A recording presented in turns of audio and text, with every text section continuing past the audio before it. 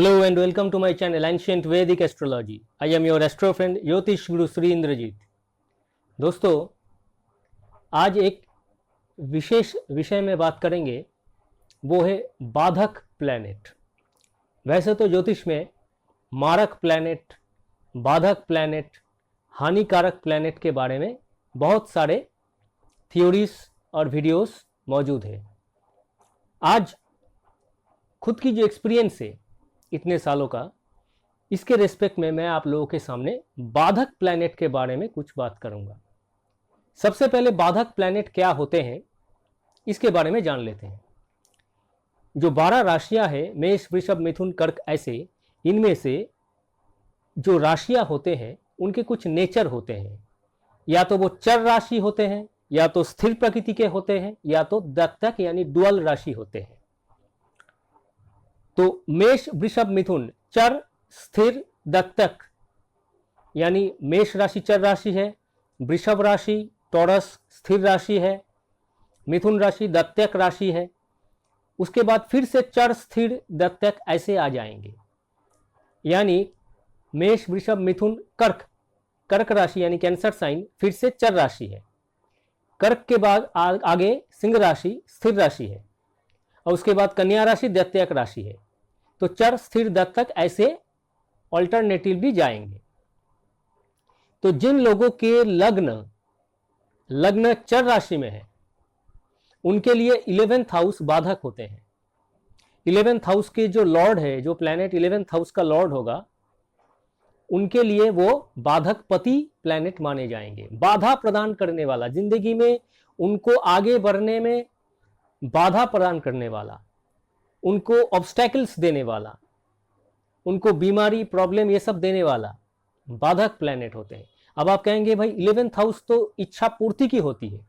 11th house तो हमारी इच्छाओं को पूर्ण करने वाला प्लैनेट होता है। हाँ, इच्छा भी पूर्ति करते हैं, लेकिन कब और कब वही प्लैनेट 100% बाधक बन जाते हैं। यानी अगर कर्क लग्न होगा तो 11th हाउस होता है शुक्र का, तो शुक्र बन जाता है बाधक पति।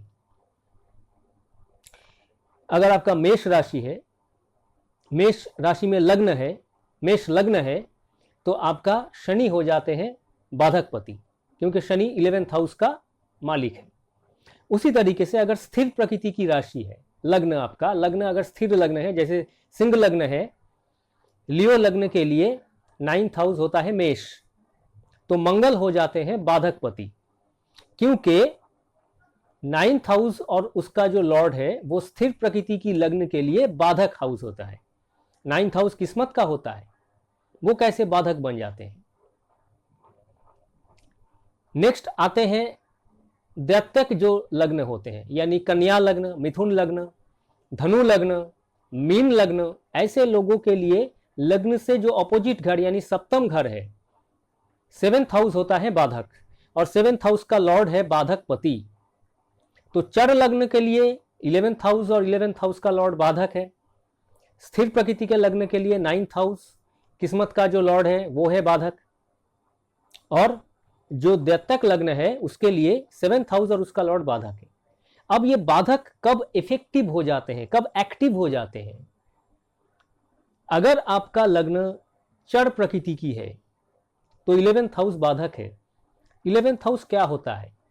डिजायर्स, वासनाएं, कामनाएं, हम अपने जिंदगी में जो जो चीज चाहते हैं हासिल करना, तो हम अपने डिजायर्स को, अपने इच्छाओं को अगर अनियंत्रित रूप में रखें, ऐसा कुछ मांग ले अपने जिंदगी से जो कि उसका पूर्ण होना ही मुश्किल है, ऐसे कुछ सिचुएशन हमें हमारे आसपास से, हमारे किस्मत से, हमारे कर्म से परमिट ही नहीं कर रहा है कि वो चीज़ हमें मिले, फिर भी हम अपने डिजायर्स को अगर उस लेवल पे ले जाए या कुछ ऐसा चीज़ मांग ले जो हमारे लिए है ही नहीं, तो 11th हाउस बाधक पति इफेक्टिव हो जाते हैं, एक्टिव हो जाते हैं, बाधा प्रदान करना शुरू कर देते हैं। यही 11th हाउस का लॉर्ड अगर किसी शुभ प्लैनेट से कनेक्टेड है, जैसे बृहस्पति हो गया, चंद्रमा हो गया, ऐसे प्लैनेट से अगर दृष्ट है, कंजंक्शन में है, तो इसका बाधा प्रदान करना जो क्षमता है वो नियंत्रित हो जाते हैं। लेकिन वही अगर राहु द्वारा, केतु द्वारा, शनि द्वारा कनेक्टेड है, कंजंक्शन में या दृष्ट है, पीड़ित है, एफ्लिक्टेड है, तो ये और भी ज्यादा हानिकारक हो जाते हैं बाधा प्रदान करने में। खास करके ये अगर 64th नवांश में रहे।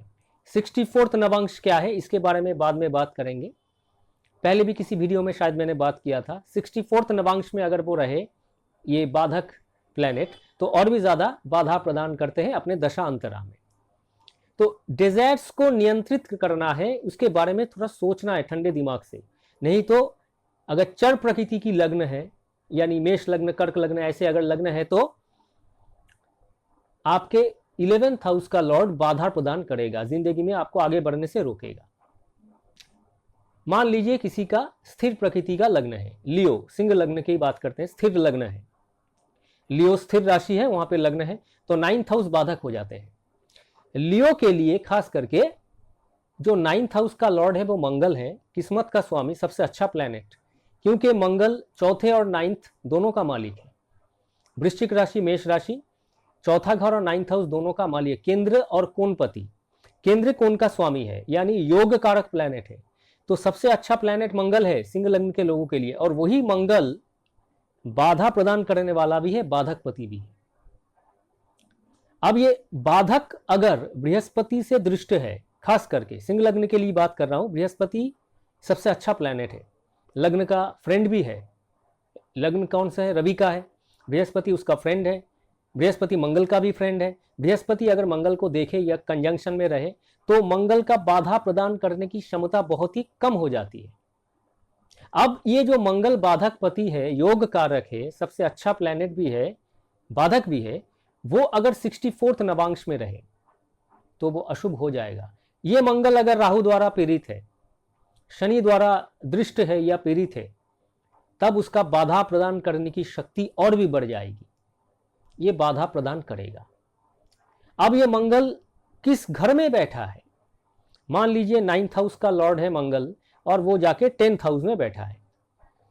सिंह लग्न के लिए 10th हाउस होता है वृषभ राशि, तो वहां पे जाके मंगल बैठा है 10th हाउस में। 10th हाउस कैरियर का होता है, प्रोफेशन का होता है, तो ये कैरियर या प्रोफेशन में आगे बढ़ने से रोकेगा, या तो इसका कैरियर ठीक से बनेगा ही नहीं, प्रोफेशनल लाइफ में बहुत हैजर्ड्स फील करना पड़ेगा, प्रोफेशन को कामयाब करने के लिए बहुत ज़्यादा कोशिश या मेहनत करनी पड़ेगी, फिर भी उतना अच्छा बनेगा नहीं। तो ऐसी बाधा वो प्रदान कर सकता है। 9th हाउस का Lord in the 10th house, वैसे तो अच्छा योग बन रहा है, लेकिन वो प्रोफेशनल लाइफ में मदद नहीं करेगा, दूसरे तरीके के प्रोफेशन में मदद करेगा। वो क्या है उसके बारे में भी बाद में बात करेंगे। अब आते हैं दत्तक लग्न है, जैसे कन्या लग्न है, मीन लग्न है, धनु लग्न है, ऐसे अगर लग्न है आपका तो 7th हाउस हो जाता है बाधक, और 7th हाउस का लॉर्ड बाधक पति। तो मान लीजिए किसी का कन्या लग्न है तो 7th हाउस होता है मीन राशि, तो बृहस्पति बाधक पति खुद है। अब ये बाधक पति जो बृहस्पति है, कन्या लग्न बुध का है, लग्नपति बुध है, बृहस्पति उसका शत्रु है, तो वैसे भी बाधा प्रदान करना उसका नेचर है, और वो भी बाधक पति है। ये बृहस्पति अगर 64th नवांश में रहे, राहु द्वारा पीड़ित हो, शनि द्वारा पीड़ित हो, तो ये और भी ज्यादा बाधा प्रदान करेगा। 7th हाउस होता है पार्टनर का, लाइफ पार्टनर का, बिजनेस पार्टनर का। आप इस दुनिया में जिन लोगों के साथ संपर्क में आते हैं, आस पड़ोस के लोग, आपके रिलेटिव्स, ये सारे 7th हाउस ही है।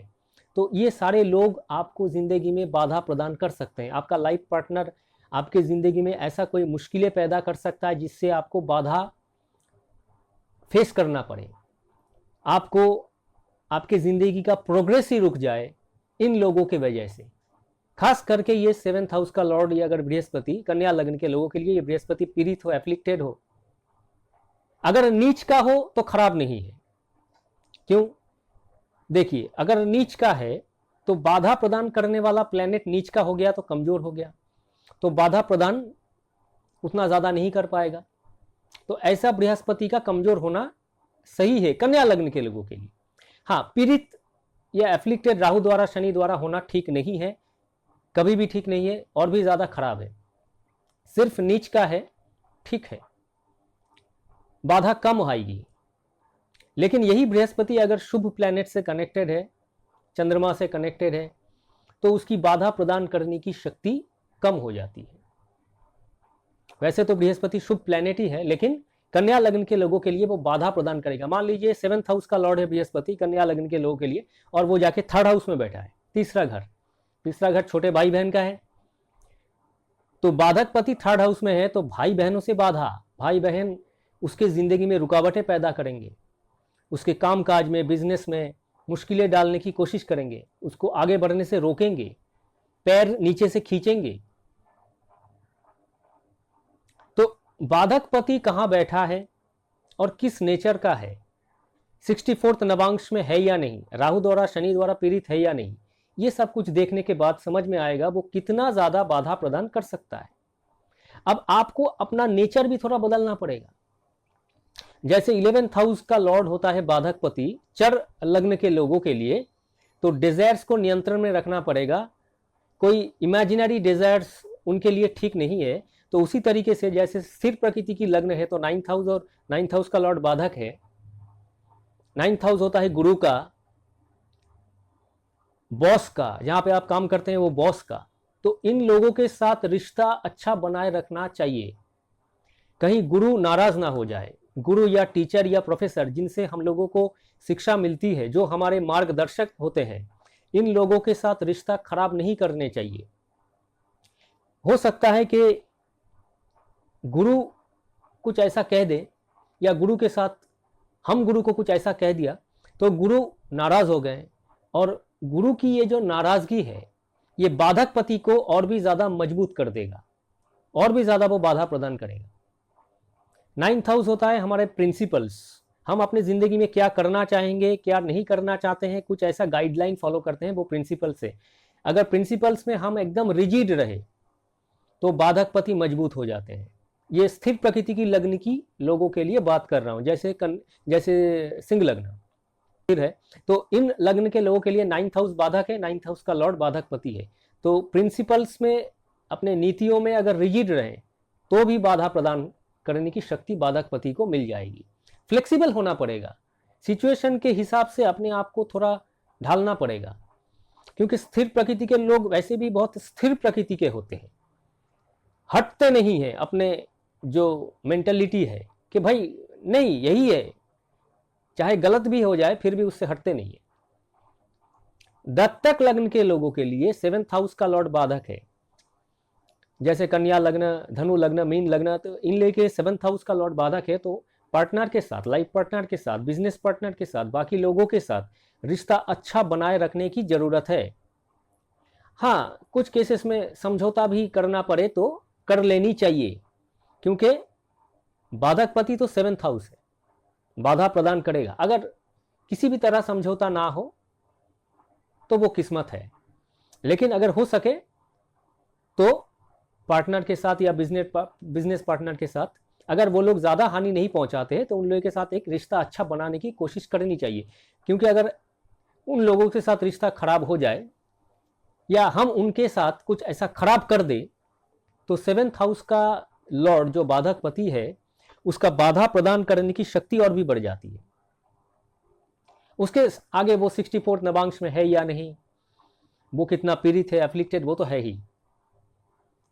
तो ये एक ओवरऑल मैंने आप लोगों को बताया कि बाधक प्लैनेट कौन कौन से है, आपके प्रोग्रेस को कौन रोक रहा है, वो बाधक पति कहाँ बैठा है, किस घर में बैठा है खास करके, और क्या क्या रिजल्ट दे सकता है, वो कितना पीड़ित है, कितना एफ्लिक्टेड। अगर नीच का है तो ठीक है, बाधक पति नीच का है तो ठीक है, उसका बाधा प्रदान करने की शक्ति कम हो जाती है। और बाधा और नीच का होने के साथ साथ मान लीजिए नीच का भंग भी हो गया, या उसको कई शुभ प्लैनेट की, बृहस्पति चंद्रमा जैसे प्लैनेट की कनेक्शन भी मिल गई, तो वो बैलेंस्ड हो जाता है, उसकी बाधाएं नियंत्रण में रहती है।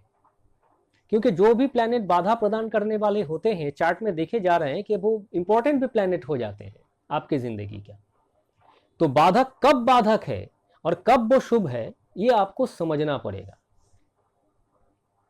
नेक्स्ट वीडियो में भी बाधक प्लैनेट के बारे में एग्जाम्पल चार्ट के जरिए आप लोगों को समझाने की कोशिश करेंगे। कुछ बातें मैंने ऑलरेडी कहा है कि बाधक किस तरीके से रिजल्ट देते हैं। आगे चलते हुए नेक्स्ट वीडियो में, इस टॉपिक का नेक्स्ट वीडियो में बाधक के बारे में और भी डिटेल्स में बात करते हैं। तो मिलते हैं नेक्स्ट वीडियो में। आशा रखते हैं वीडियो आप लोगों को ज़रूर पसंद आया, कुछ नया जानकारी मिला। तो वीडियो में एक लाइक ज़रूर दीजिएगा दोस्तों, और चैनल पे अगर आप लोग नए हो तो चैनल को सब्सक्राइब करके बेल आइकन को प्रेस कीजिएगा। फिर मिलेंगे इस टॉपिक के सेकेंड पार्ट में। तब तक के लिए धन्यवाद।